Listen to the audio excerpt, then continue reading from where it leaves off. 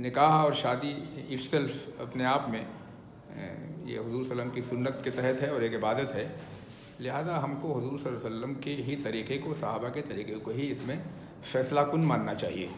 اور اس کے خلاف اگر شادی میں جو کچھ بھی ہوتا ہے، نکاح میں یا ولیمے میں بہت ساری چیزیں ہوتی ہیں جو کہ اس سے مطابقت نہیں رکھتی اسلام کی روح سے اور حضور صلی اللہ علیہ وسلم کے اسوہ سے، یا جو تبذیر اور فضول خرچی کے جو احکامات ہیں قرآن میں، ان کو شیطان کا بھائی کہا گیا ہے تبذیر کرنے والوں کو.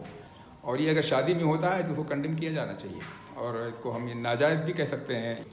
تو اس میں شرکت نہیں کرنا چاہیے. جو لوگ کرتے ہیں ان کو سوچنا چاہیے، اس لیے کہ وہ خاص طور سے جو اعلیٰ طبقہ ہے دانشوروں کا، علماء کا، اس کو تو خاص طور سے احتیاط برتنا چاہیے. اور نہ صرف یہ کہ اس میں شرکت نہ کریں، بلکہ اس بات کو کھلے عام کہنا چاہیے بآواز بلند کہ یہ غلط ہے، اس میں شرکت نہیں ہم کریں گے، اس وجہ سے نہیں کر رہے ہیں. اس کا جواز نہیں اسلام میں.